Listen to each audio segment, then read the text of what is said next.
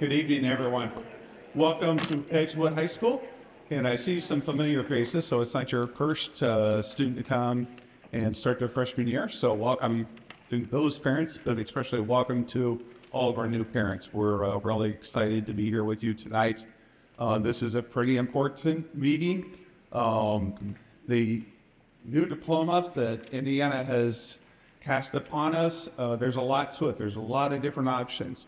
And you'll notice your packet, it used to be about this thick, now it's about this thick because of those new options. But the one thing I would say, just keep in mind that there are 3 tracks to the new diploma. So really, you're going to eventually fall into one. So you don't need to know the whole packet. You just need to kind of figure out where you're going to fall. But it's really important. We really support the new diploma. It really emphasizes that there are a lot of different ways, enrollment, enlistment, employment. There's a lot of different ways to get to the end of high school to prepare yourself for the future. So we're really excited about it. I will tell you, when you walk out tonight, if you feel like you have a lot of questions, that's fine. We're here to answer them. We're not just here to answer them tonight, but we're here to answer them as you go through your scheduling. So I'd like to introduce a few important people here tonight. Jenna Clark is one of our assistant principals. Jordan Key is the other. Jenna is letters L through Z, right? L through Z. Jordan is A through K. And so as you come into high school, you will need to know that in the future. This is Amy Winkler. Amy is our head counselor. You will be hearing a lot of Amy tonight as she'll run over all this information. This is Paul Conrad is one of our counselors. And Jessica Siglin, you might recognize that name. That is Mr. Siglin's wife. She joined us, both Paul and Jessica just joined us, and we're really excited to have them. So they are the actual 2 counselors for all of the students. Amy can answer any questions. She leads the counseling department. And Jenna actually is a former counselor as well. One of the reasons we hired her as an assistant principal was her extensive knowledge. Any of us in the future could really answer your questions for you. All right. Welcome, Walls Finland. All right. So at this time, I'll let Amy take off. After the presentation tonight, we will have a lot of tables set up for you to walk around, learn more about the different departments. Some of the CA activities are here, but we really want to we wanted to acclimate students to what are the different classes about? So feel free, are you going to take chemistry or biology, or what classes are you going to take? Feel free, ask those questions. Go to the science table, say, what should I take? What would, I'm more interested in this, and they'll answer those questions for you. Okay? Thank you.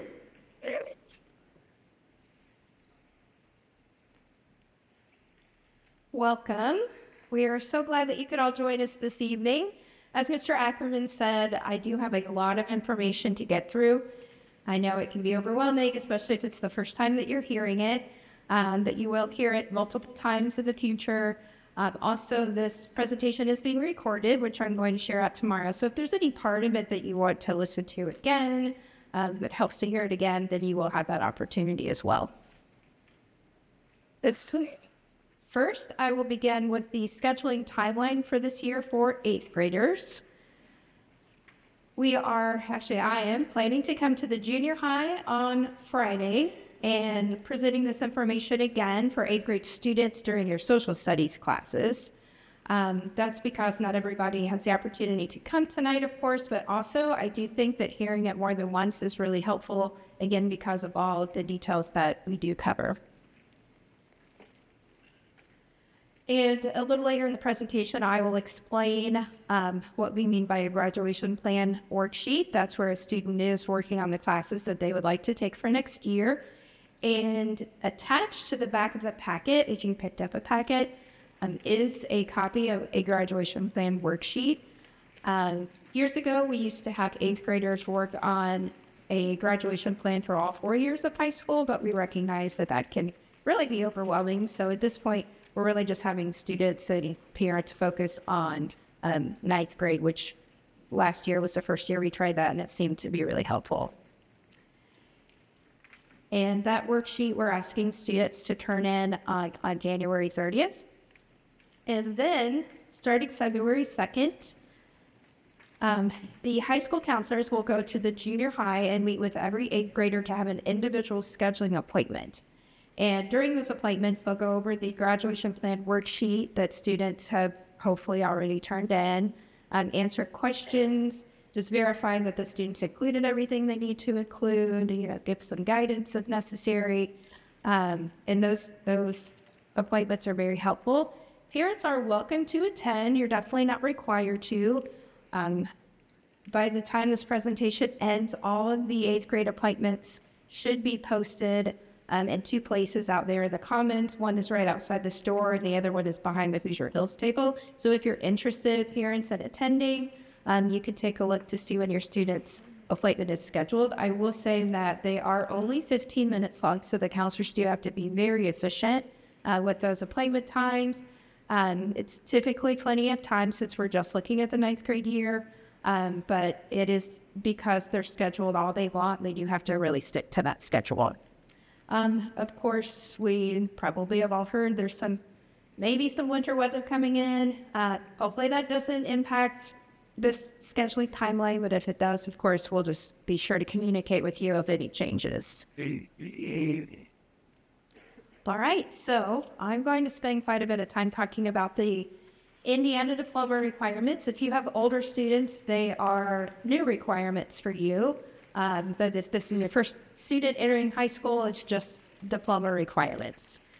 So this is just a snapshot of an overview of the base diploma. So these are the requirements that every student in Indiana have to meet in order to earn a high school diploma. As you will see, there's a link, and also tomorrow when I send out the video recording, I will send this presentation as well, and you'll be able to click on the link. So that way, I know it's a bit small to read here, but you'll be able to access it in the presentation. Now, students do have additional options beyond the base diploma, and this is where these are called seals or readiness seals.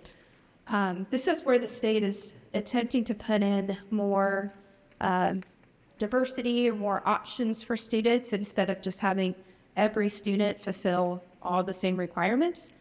They're really trying to cater the seals to different students depending on their goals after high school, and then the new requirements match up with those goals.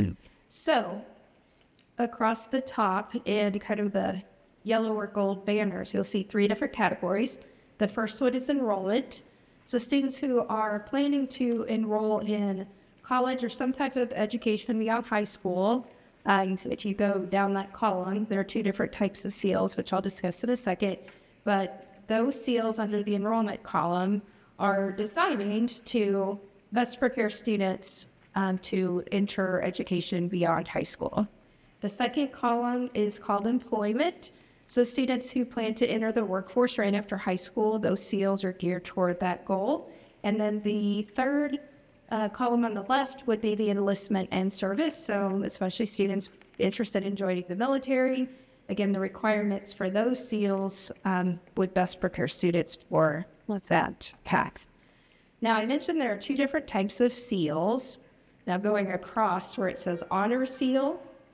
So again, a student can graduate with a high school diploma by earning the base diploma. If students choose to pursue a seal, then they can complete these additional requirements, with the idea being that those students would be even better prepared for their goal after high school if they've completed these additional requirements. And then there's the Honors Plus seal, and that is really an effort for students to gain real-world experience while they're in high school. Those seals really focus a lot on internships or various work-based experiences to help prepare students for all different paths after school. One thing I'll mention as well is these seals kind of build on each other. So if a student wanted to complete an honor seal, they'd have to complete all of the base diploma requirements plus everything listed for the honor seal. If they want an Honors Plus seal, that's in addition to the previous two. Good. So I'm going to start with the base diploma requirements and break those down. For English, all students have to earn a minimum of 8 total credits to fulfill their English requirements. So next year, as a ninth grader, students can choose between either taking English 9 or Honors English 9. Those are the two choices. Similarly, in 10th grade, they can choose either English 10 or Honors English 10. Once they get into 11th grade, the two options are either English 11 or a college level course called AP English Language and Composition. You'll see throughout the presentation that we have quite a large variety of college course options. They're taught here in the high school by high school teachers, but opportunities for students to earn college credits. And then finally, in grade 12, there are quite a few different options.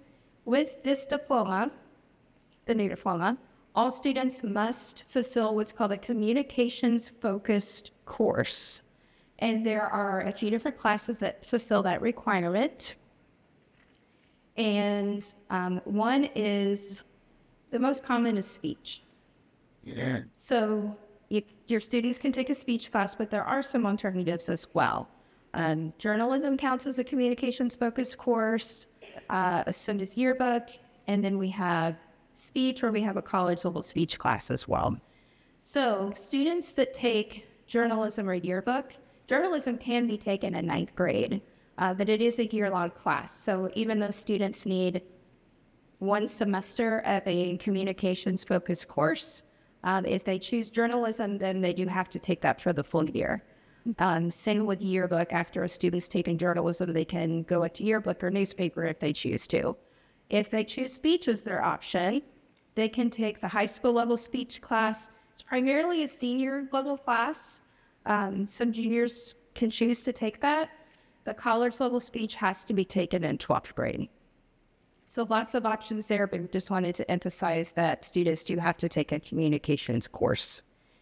And as far as the senior English, again, there are a lot of options there.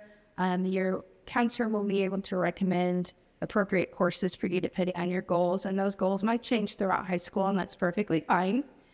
But we will have a one semester English 12 course. So students who take speech in 12th grade, those classes will pair nicely.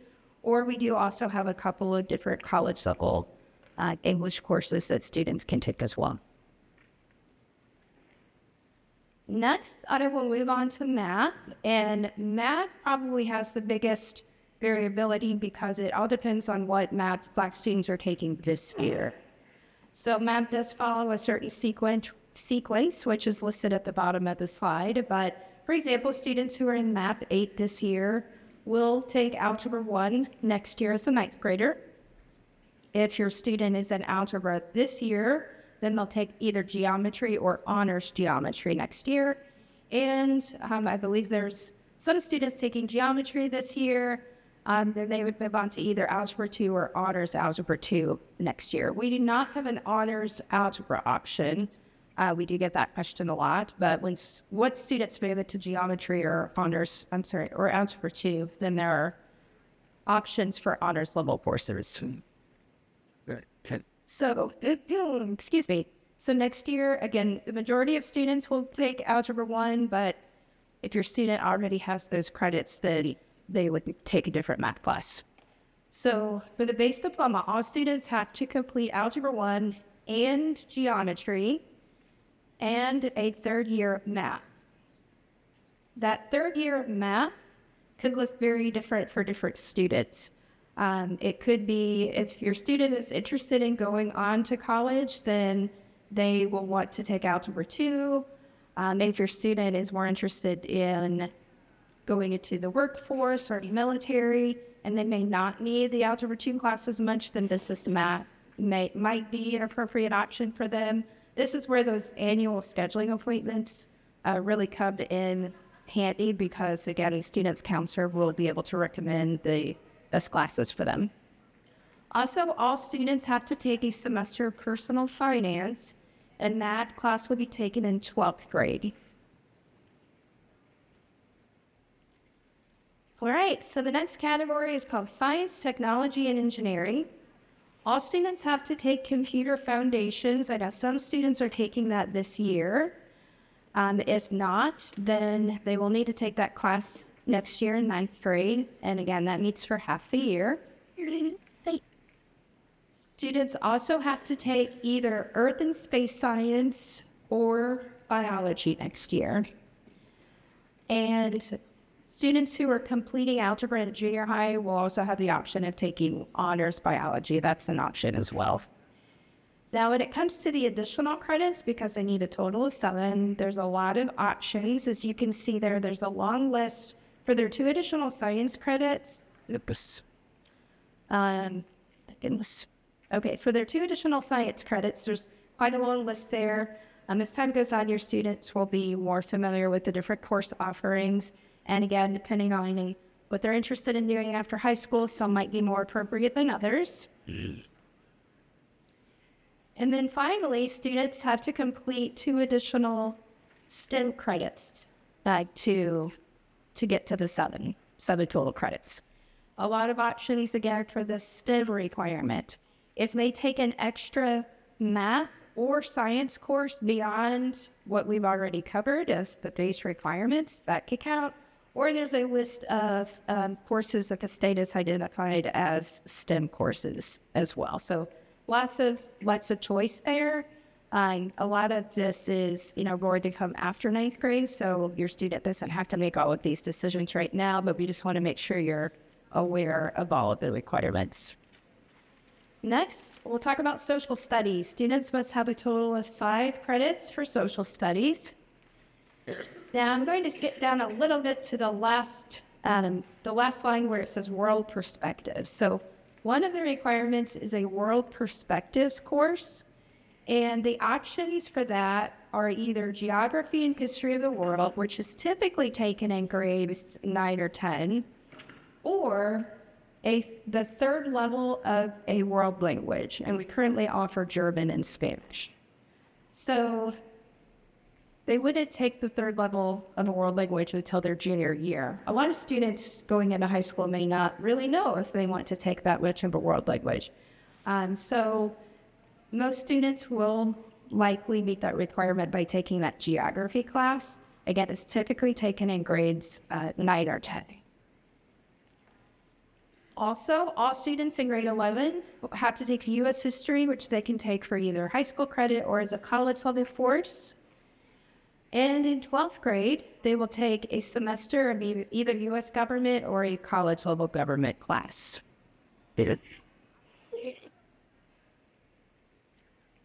Moving on to PE and health, students must earn a total of 2 credits in this category. And there are a variety of ways to meet the PE requirement, which I'll talk about in just a second.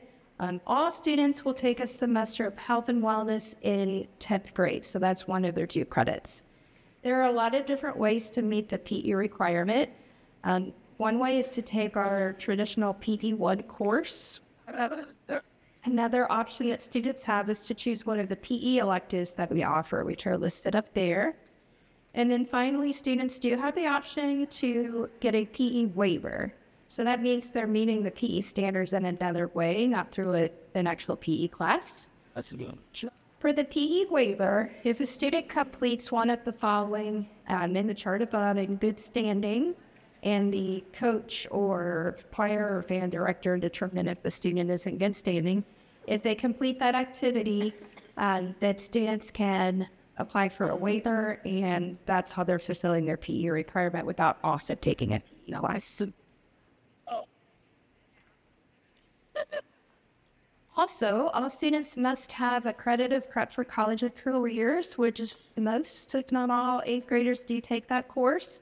But if you don't have that credit coming into high school, you will need to take that class in high school. And then finally, to round out the remaining 12 credits for this diploma, students have what are called personalized electives. So an elective is any class that a student gets to choose to take. So everybody has to take algebra. That's not an elective. But if your student is looking at the list and they pick a class that looks interesting to them, they're electing to take it. So those are elective classes. So this is where there's a lot of variety for students to choose from. Now, some students who decide to go on to aim for one of the SEALs will be fulfilling their SEAL requirements with these elective credits. We also have a variety of career pathways that we offer, which I'll talk about in a bit. That's a great way to use some of their elective credits for. But it's really just a chance for students to kind of explore different areas, different classes, different subjects, and make some choices. So all students must earn a total of 42 credits in order to earn a high school diploma. Now, almost all classes are worth 1 credit each semester. So if a student never takes a study hall, they can earn up to 56 credits throughout 4 years of high school. So as you can see, students do have a little bit of leeway there if they do want to take a study hall or something like that. So 42 might sound like a lot. I guess I just want to emphasize to students, but it's really not that bad. Some additional requirements on top of all of the courses. Now, if students want to aim for one of the SEALs, the next 2 things that I'll talk about are not actually required for them. The next 2 requirements apply to students earning a base diploma. The first one is to demonstrate employability skills. So a lot of the adults in the room have probably heard the term soft skills in the past. So they're not necessarily specific skills you need for a specific job, but just good skills to have in general that applies to all jobs, like good attendance, good work ethic, communication, those sorts of things. So that's usually now referred to as employability skills. In order to meet this requirement, students have to complete an activity, lots of choices by text to what the activity is, and then fill out a form and have it signed off by whomever supervises that activity, just really kind of verifying, yes, the student has those employability skills. So it could be a work-based experience, such as a part-time job or an internship, or it could be an extracurricular activity, a sport. Again, lots of different things we can count for this. This is not something that has to be done every year. It just has to be completed at some point during high school. So if your student happens to complete it during 9th grade, then they've met that requirement. And then finally, the last extra requirement for the base diploma is called the post-secondary ready competencies. So there are a lot of different ways students can meet this requirement. I've highlighted the 2 that are the most common, but I will go through all of them, some of those pretty quickly. The first option is to earn at least 3 complete at least 3 college courses during high school with a C average or higher. That happens more often than you might think. Again, we offer such a large variety of college level courses. We do have quite a few students who leave high school with multiple college credits. Another option is to earn a minimum score on either the SAT or the ACT. We never recommend that students rely on this because those tests are taken later in high school, and it's just never a great idea to rely on a test score. The other most common way, besides earning the college credits, is to complete what's called a career pathway or locally created pathway. We just call them pathways. And a pathway or career pathway is a sequence of courses that are designed to help students explore a particular career field. So what used to happen sometimes when students got to pick their elective courses, this sounds good, and this sounds good, and this sounds good, and it might be kind of random, but what the pathways do is help guide students on which of those electives to take to really explore a particular career field, if that makes sense. And the nice thing is if a student starts on a pathway and they realize it's not for them, they can try out a different pathway. But as you can see from the list, I won't go through all of them right now, but we've been adding a lot of new pathways. Depending on student interest, we might even add 3 new ones next year that are included on the list. In your packet, there is a page that gives you information about each of these pathways. So we would encourage students to check that out later on. if they want to learn more about these options. And these three are the last options for completing a requirement. And I'm really not going to spend time on those right now because those just are not utilized very much. But if you do have questions, we could definitely talk about that later. Now I will talk about the SEAL requirements. Again, when you get the presentation through email, you'll be able to click on that link, and this is directly from the state. But I'm going to go ahead and break it down, and I'll start with enrollment and talk about the 2 SEAL options for enrollment. They're first starting with the Honor SEAL, and again, this is on top of all of the base diploma requirements I've already covered. For the Honor SEAL for enrollment, students also have to earn at least 4 world language credits. So they could take 2 years of German or 2 years of Spanish. They can always take more than 2 years, but 2 years is the minimum. Also, they do have to earn 1 additional social studies credit. If geography is not fulfilling their world perspectives, then that could be their extra social studies credit, or they can choose from some of these social studies electives that we offer, such as psychology, sociology, etc. They also have to take an additional math credit, and they're required to take Algebra 2. So, for example, a student couldn't take business math and count that toward this particular SEAL, even though it counts toward the base diploma. So they'd have to take algebra, geometry, Algebra 2, plus one of the other college level courses, well, either pre-calculus or one of the 2 college level courses listed there. That's typically would be a senior math class. They have to earn 2 additional science credits, and for the science courses that they take, one does have to include chemistry, and then the other additional science, again, they have more choice when it comes to that. Additional requirements, they have to complete one of the following, and I will just summarize by saying that's 2 college level courses. Again, they can get a certain score in the SAT, but they won't know that until later in high school. So students will meet this requirement by taking 2 college level courses. And then finally, all students must have to earn a minimum of a C- in each individual course that's required. And when they graduate, they have to have a cumulative GPA or grade point average of a 3.0 or higher, which is a B average.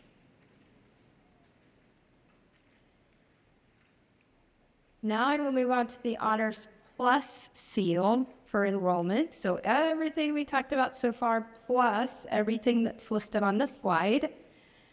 They have to earn a credential of value, and there are a few options there, but I will say that we anticipate that most students would earn this requirement by earning the Indiana College Core. I'll talk about that a bit later, but there is information in your packet about that as well. They also have to complete at least 75 hours of work-based learning. So I mentioned earlier that with all of the Honors Plus SEALs, it's really focused on those experiences and really preparing students for life after high school. They also have to demonstrate skill development in the areas of communication, collaboration, and work ethic. So that is typically demonstrated through their work-based learning experience, such as an internship. And whoever is supervising them has to fill out a rubric, which is linked to the presentation if you want to get an idea of what skills they're talking about. So that's what that is referring to.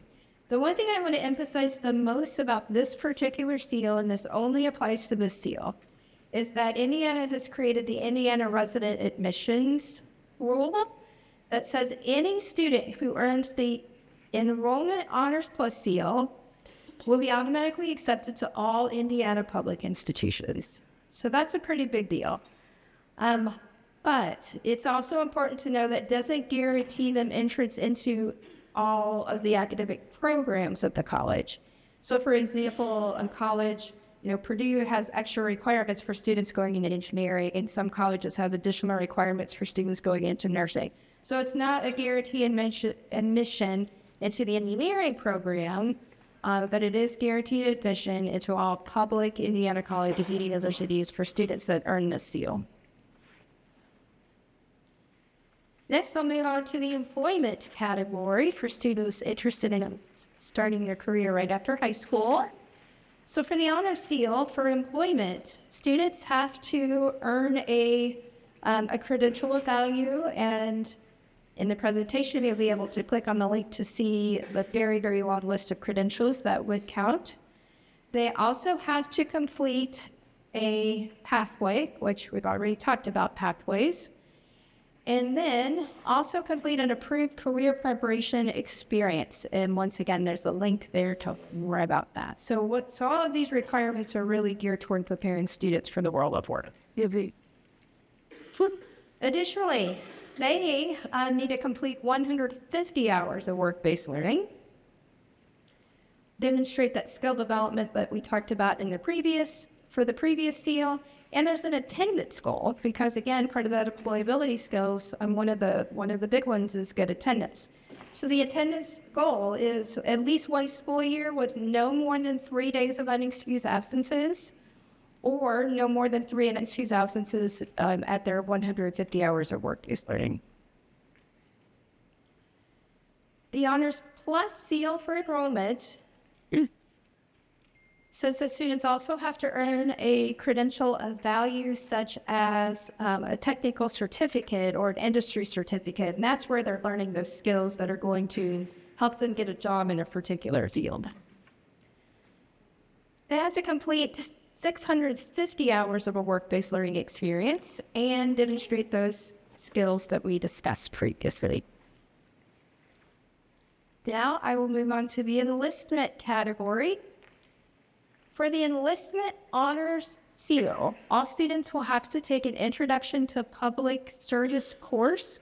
We will not have that course available next year, but we will have that available for students in a future year. They also have to earn a minimum score of 31 on the ASVAB, which is a test that typically the military gives to individuals interested in serving to kind of help assess which jobs within the military are that they're most suited for. And one of the following, there are 2 listed there, completing the ASVAB Career Exploration Program or another career exploration tool.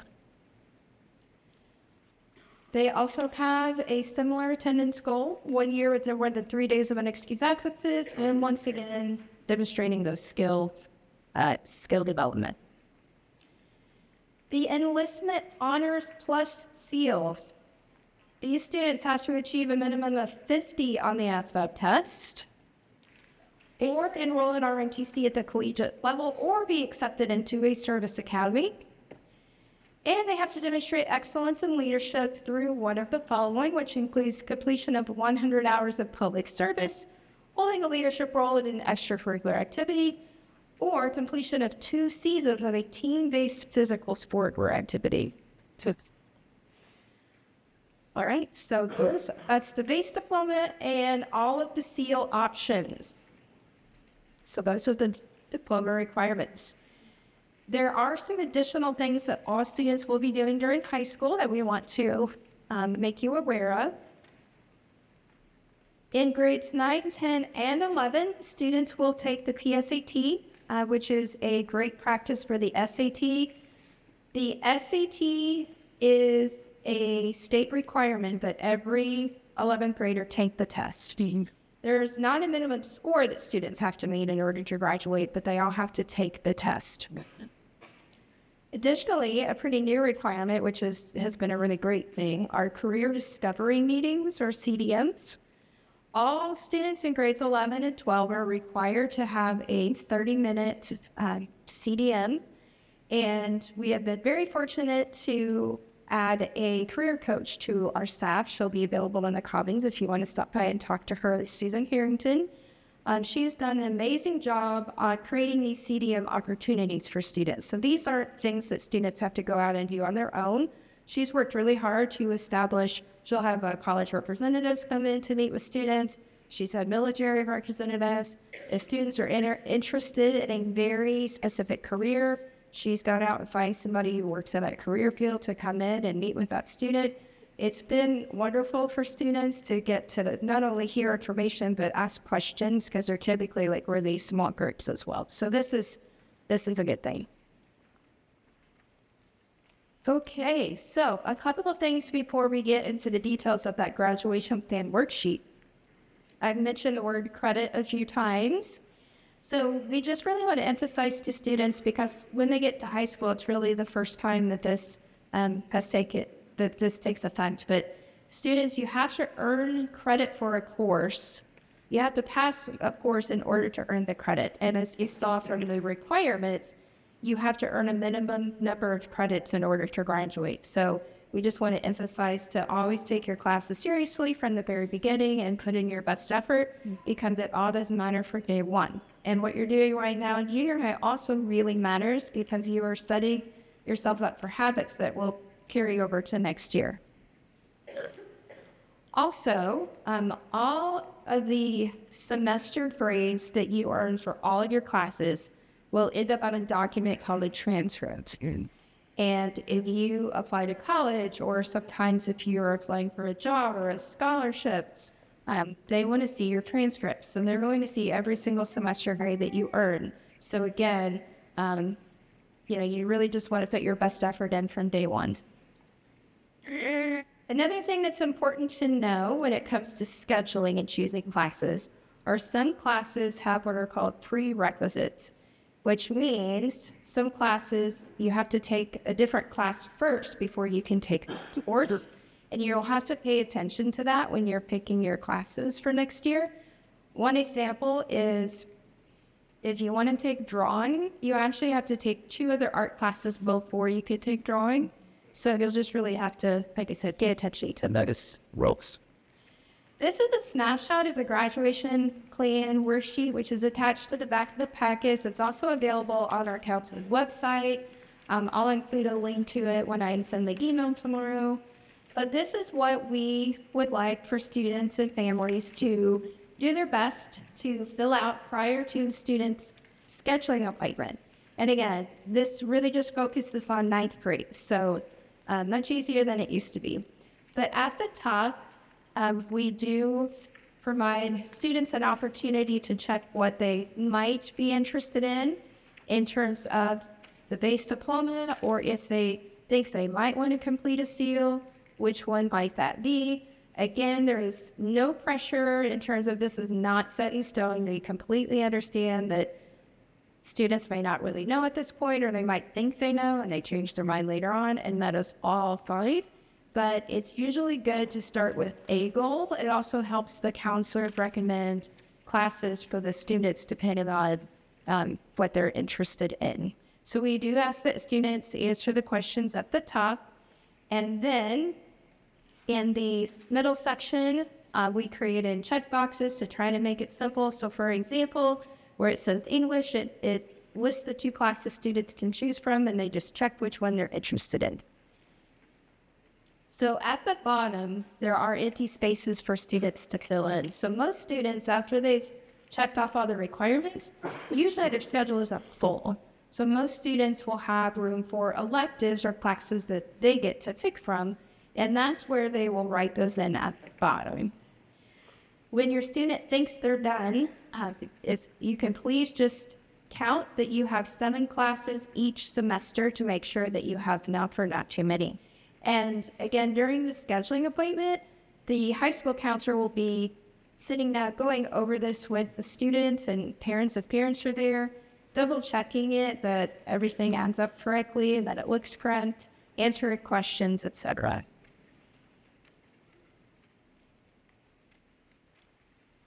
Now, eventually when your student is in high school, there is a graduation plan, or Harmony calls it a 4-year plan, built into Harmony. So eventually, you'll be able to see a lot of this information by logging into Harmony. So that's not something that will be available right now, but early next year, you'll be able to log in and see like the 9th grade information. Also, you can see things like after your student completes a semester, they can see their GPA, class rank, and other information. When your student is in 9th grade, during that scheduling appointment, They will start working on the 4-year plan for the rest of high school, so eventually you'll see all of that built out.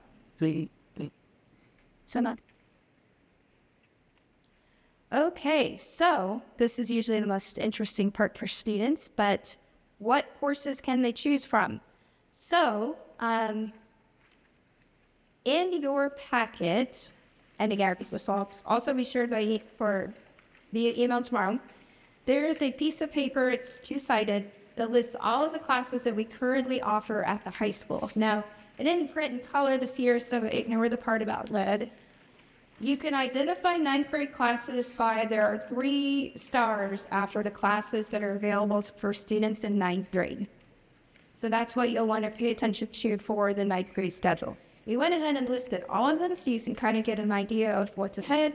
But as far as filling out their 9th grade 4-year plan, you can only choose from the classes that have the 3 stars next to them. Also, I'm sure it's tempting for students to look at that list and make choices, but we encourage you not to do that because you really need to know more information about the classes a lot of times before you make a decision. So you will want to visit our online curriculum guide, which is on the counseling website. It has all the information you ever could possibly need about every single class that we offer. You can read a course description so you can see what the class is really about. It will say which grade levels the class is open for. It will list any prerequisites if there are any, that sort of information. And also the QR code on the front of your packet should take you directly to the counseling website where you can get this information as well, or you'll be able to click on this link when I email the presentation. And this also tells you how, if you did have the direct link, this tells you where to find the curriculum guide on the counseling website. All right, so another requirement for 9th grade is we want all students to take a pathway course. And this is for a couple of different reasons. We really feel that the pathways are a good opportunity for all students, regardless of which path they're interested in after high school, to really, understand a career pathway. So you'll learn more about that particular career area. Also, with all of the different options with the SEALs and whatnot, we anticipate the students will probably change their mind throughout high school. So a student might next year say, I'm going for such and such SEAL, so therefore I won't need a pathway. But then they get into, say, 11th or 12th grade and decide they don't want to earn that SEAL anymore. It might be too late to complete the pathway then. So we really think this sets all students up for success, is to choose one of the pathways. Now, if your student is in band or choir, those are pathway options. So if your student's taking band or choir anyway, they don't have to pick an additional course on top of that. So, but that is something that counselors will be checking for at the scheduling appointments on the worksheets, just to make sure that all students have included a pathway course. And as I said, there's a lot of options there. Some other considerations when it comes to scheduling.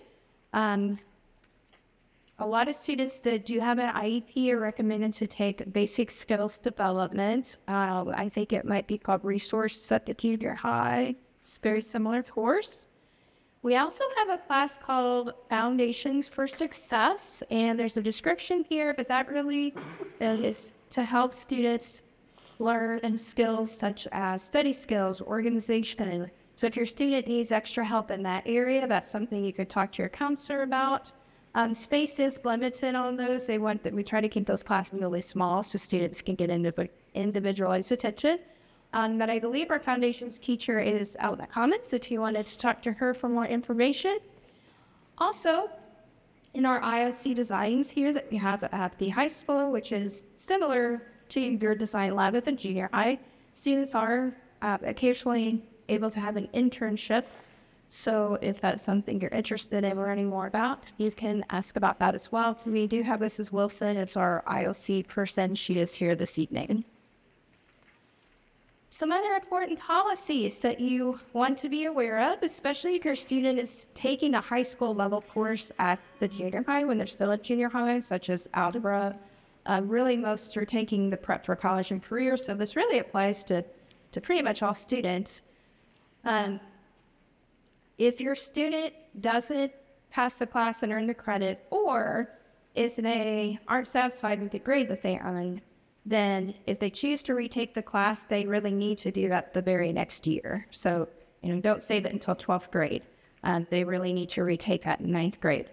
Also, when I mentioned if they're not happy with their grade, we kind of make an exception for students coming in from junior high. Pretty much any student who wants to retake a class, a high school level class that they took in junior high can. Once they get into high school, that policy is a bit different. Students can't just retake any class that they want. There is a lot of details about our retake policy in the curriculum guide. But also when a student retakes a class, again, we make an exception for junior high. If they retake a class such as algebra, we leave the junior high class and grades off of the transcript. It's a clean start. Once your student is in high school, so let's say they take algebra in 9th grade, and then they need to take it again in 10th grade, both the original and new grade both will appear on the transcript, but only the higher of the two grades is what's calculated into their GPA. Also, we wanted to mention our schedule change policy. We have our priority schedule change deadline set at March 6th. What that means is if you have your scheduling appointment with your high school counselor and a few weeks later you change your mind about a class, that's fine. But please contact your high school counselor by March 6th, because after that point, I'll be building the master schedule for next school year, which is completely based on student requests. So it's important that those requests are as accurate as they can possibly be. If after March 6th you want to request a change, you can always ask, but it's not guaranteed after that point. So just wanted to emphasize to put a lot of thought into the classes that you're thinking for 9th grade. All right, so future opportunities. I won't spend a lot of time on this right now. You'll hear a lot about this as you move through high school, but just to let you know, there are different types of different types of college level courses that students can choose from. The AP program, that's a national program. Those courses are not tied to any specific colleges. However, in order to earn college credit, it all depends on how the student does on one exam at the end of the year. We also offer some other types of college classes called dual high school college classes. Those are tied to specific colleges. However, whether they are college credit just depends on how they think throughout the whole class. It doesn't come down to one test. And even though they're tied to a specific college, a lot of times those credits can transfer to other colleges as well. But you'll hear more about that throughout high school. Indiana College Core. So we haven't had this at Edgewood very long. It's actually become a recent state law that all high schools offer this. It can be a great opportunity for a lot of students. Students that choose to complete the Indiana College Core, that means they will earn at least 30 college credits while in high school, which is quite a bit. Like an average college semester is 15 credits, so that's potentially 2 college credits. There's 2 college semesters, sorry. So based on the law says that students who complete the College Core, all of those college credits are transferring between all Indiana public colleges and universities. If a student earns a bunch of college credits, but they don't fulfill the Indiana College Core, then colleges have more choice on whether to transfer those credits in. This link here in the presentation, which you'll receive tomorrow, will give you more information about the program, and it lists all the specific college classes that students would have to take. Hoosier Hills Career Center. The Hoosier Hills, no one from Hoosier Hills was able to be here, but there is a Hoosier Hills table with some brochures. So you can get, if you wanted to pick one up, you can get an idea of all of the programs that they offer. The earliest that a student could go to Hoosier Hills is 11th grade, and The reason we talk about it now is because it's a half-day program. So students who are interested in going to Hoosier Hills really have to plan ahead in their schedule to make sure that they have room for this. They offer quite a variety of career technical programs. They tend to be really hands-on. Students can sometimes earn college credits, but also certificates that can help them go directly into that career field. So it's a great program for a lot of students. It is not here on our campus, but they're connected to Bloomington North. We do transport students back and forth from there. 21st Century Scholars. I won't read all of this, but you may have heard of this program before. It's an excellent program through the state of Indiana. It's a program that I participated in many, many years ago. But recently, they switched their enrollment process. They now automatically enroll students who are in the free and reduced lunch program, which is excellent because I think in the past, sometimes students didn't end up getting enrolled because of, paperwork. But students on the free and reduced lunch program are automatically enrolled. And what this does is provide students who meet the requirements receive money toward tuition at Indiana Public College or University. So it's potentially worth a lot of money. Sure. Now, even if you're not enrolled in the free or reduced lunch program, you can still apply if you meet the financial criteria. And if you have any questions, I will direct you to your junior high counselor. Oh, and the reason I want to emphasize this is because 8th grade is the last year that students can apply. You cannot apply once you're in high school. So if there's any chance that you might be eligible, you'll want to check into this now. All right, some reminders about upcoming deadlines. Again, we're asking students to turn in their graduation plan worksheet to their social studies teacher by January 30th. In the meantime, if you or your student has questions, you could go ahead and email the high school counselor. You don't have to wait till the scheduling appointment, but they will go over that worksheet at the appointment. Scheduling appointments should begin February 2nd. And again, they're going over to the junior high and we'll meet with your student, most likely in the office. I mentioned the priority schedule change deadline on March 6th, and we will have the Mustang kickoff, which is similar to the Colts kickoff. So it's an orientation to our building. It usually takes place the week before school starts, and you will get information about that later on. And finally, this is the email contact information for your student's counselor. Again, you can email any of us at any time. All 3 of us are here and available. In the comments, we do encourage you to visit the different table displays, meet the teachers. If you have any questions about, what's the difference between honors English and regular, those are good questions to ask tonight while you can meet the teachers. And counselors and administrators are here for questions as well. Thank you so much for your attention, and please enjoy what's available in the comments. Sure. Okay. So it's really